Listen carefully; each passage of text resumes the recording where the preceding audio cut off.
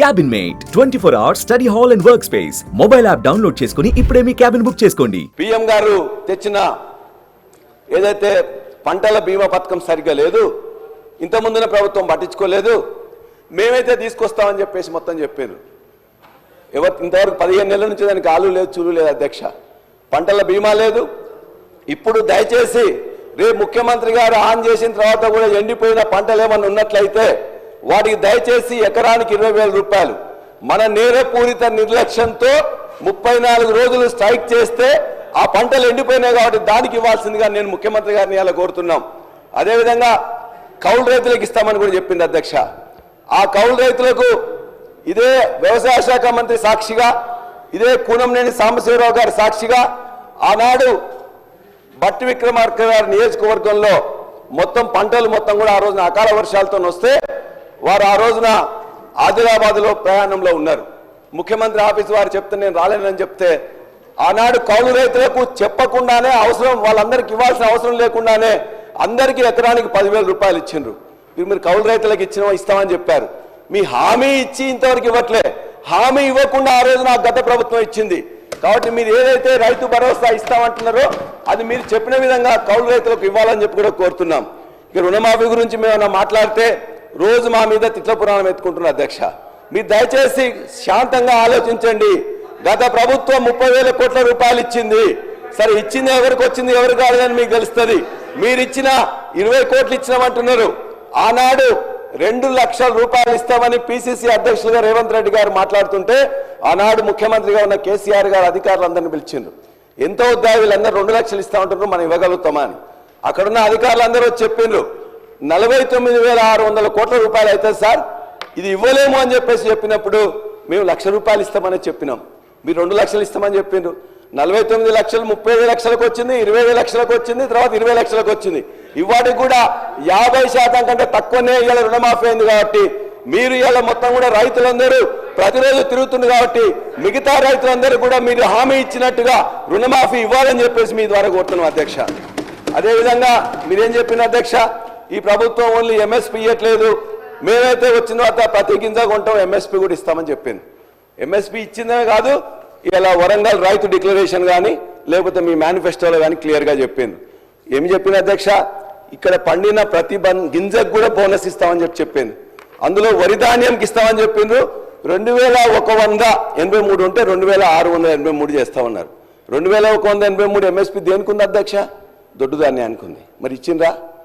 దొడ్డు ధాన్యానికి ఇవ్వలే, సన్నధాన్యానికి ఇస్తామని చెప్పి ఇప్పటికీ 500 కోట్ల రూపాయలు బకాయిలు ఉన్నారు. అదేవిధంగా మిగతాది అనేక ఉన్నాయి అధ్యక్ష. మొక్కజొన్న కానీ, కందులు కానీ, ఎర్రజొన్న కానీ, జొన్నలు కానీ దేనికి ఇవ్వలే. ఇవాళ జుక్కల్ నియోజకవర్గం కానీ నారాయణఖేడ్ నియోజకవర్గంలో డాక్టర్ సంజయ్ రెడ్డి గారు ఉంటారు. అక్కడ పండితే అధ్యక్ష మేము ఇంకా 2 సబ్జెక్ట్ కూడా కాలే అధ్యక్ష, 2 సబ్జెక్ట్ కూడా కాలే అధ్యక్ష.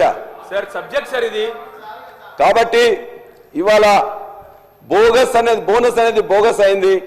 25% మాత్రమే ఇచ్చిండ్రు. మేము ఖచ్చితంగా లెక్కలతో మొత్తం చూపిస్తాం. మీరు వ్యవసాయ కమిషన్ ఒకటి ఇచ్చారు, వ్యవసాయ కమిషన్ ఒకటి వేశారు. ఆ వ్యవసాయ కమిషన్ లో అధ్యక్ష అదొక పునరావాస కేంద్రం తప్ప దానివల్ల ఏమి చేయట్లేదు అధ్యక్ష. మేము ఇవాళ చెప్తున్నాం 1,400 ఆత్మహత్యలు 2014లో జరిగితే దాన్ని క్రమక్రమేణా తగ్గించుకుంటూ 134 ఆత్మహత్యలకు తగ్గింది 2023 సంవత్సరంలో. ఇవాళ మళ్ళా ఆత్మహత్య 564 ఆత్మహత్యలు అయినాయి. ఆ లిస్ట్ అంతా కూడా ఇప్పటికే నేను మీకు పంపిస్తా అధ్యక్ష. 564 ఆత్మహత్యలైన రైతుల లిస్టు మొత్తం కూడా మీకు పంపిస్తా. దయచేసి ప్రభుత్వం శాంతంగా ఆలోచించి నిజంగా అయినాయా లేదా అయితే ఏం చేయాలని చెప్పేసి ఇవాళ రైతు బీమా కూడా మిగతా ఇవ్వట్లేదు కాబట్టి దాన్ని ఇవ్వాలని చెప్పేసి మేము కోరుతున్నాం అధ్యక్ష. మేము ఇవన్నీ వచ్చినాయి, ఇవో ఈ పేపర్లో వచ్చినాయి అధ్యక్ష. ఇవన్నీ కూడా మా పేపర్ కాదు అధ్యక్ష. ఇవాళ కరెంటు కానీ బోనస్ కానీ మిగతా అన్ని అంశాలు కూడా వచ్చినాయని మీకు తెలియజేస్తా ఉన్నాను. అదేవిధంగా విద్యారంగం అధ్యక్ష, ఇవాళ విద్యారంగం గురించి ముఖ్యమంత్రి గారు విద్యాశాఖ మంత్రిగా ఉన్నారు.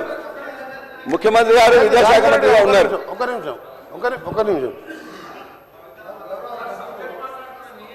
గౌరవ సభ్యులు పల్లా రాజేశ్వరరెడ్డి గారు ఇప్పుడు అంటే హౌస్ను మిస్గైడ్ చేస్తుంది కాబట్టి నేను ఇంటర్ఫియర్ అవుతున్నాను.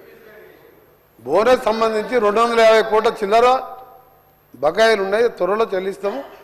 బోగస్ దాంతోపాటు ఒక మా నల్గొండ జిల్లాలో అధ్యక్ష ఈ 2 లక్షల రుణమాఫీ 6,746 కోట్ల రూపాయలు ఉమ్మడి నల్గొండ జిల్లాలో 2 లక్షల లోపు రుణమాఫీ అయింది. 54,145 మంది రైతులకు. దాంతోపాటు ఉమ్మడి నల్గొండ జిల్లా 12 కాన్ఫరెన్స్ సంబంధించి చెప్తున్నా. దాంతోపాటు 95 కోట్ల రూపాయలు మా జిల్లాలో బోనస్ సంబంధించి 80 కోట్ల రూపాయలు చెల్లించడం జరిగింది. 16 కోట్ల రూపాయలు డ్యూస్ ఉన్నాయి బోనస్. దాంతోపాటు 21,000 కోట్ల రూపాయలు 25 లక్షల మందికి ఒకటే దఫా భారతదేశ చరిత్రలో రుణమాఫీ చేయడం జరిగింది. వీళ్ళు 1,00,00,000 రూపాయలని చెప్పి 4, 5, 6 ఇన్స్టాల్మెంట్ ఇస్తే బ్యాంకు వాడు వడ్డీలకే సరిపోయింది.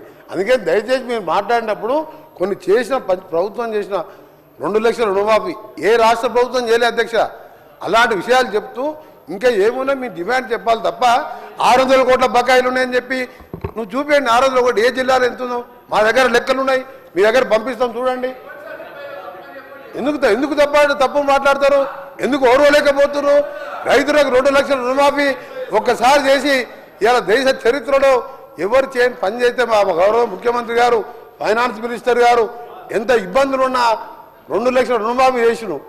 దాన్ని హర్షించేది పోయి ప్రతిదీ రాజకీయం చేయడం.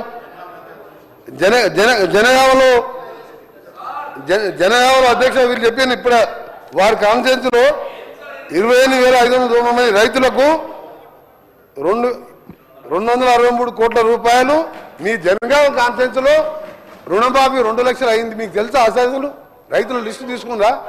అందుకనే మీరు 600 కోట్ల బోనస్ పైసలు లేవు, పెండింగ్ లేవు, తక్కువనే ఉన్నాయి, అన్ని చెల్లించడం జరిగింది. చాలా హ్యాపీగా ఉన్న రైతులు. దయచేసి ఉన్న ఫ్యాక్ట్స్ గవర్నర్ ప్రసంగం మాట్లాడవలసిందిగా రిక్వెస్ట్ చేస్తున్నాం. సుమన్ టీవీలో మీ పర్సనల్ అండ్ బిజినెస్ ప్రమోషన్స్ కోసం కింది నెంబర్కి కాంటాక్ట్ చేయండి.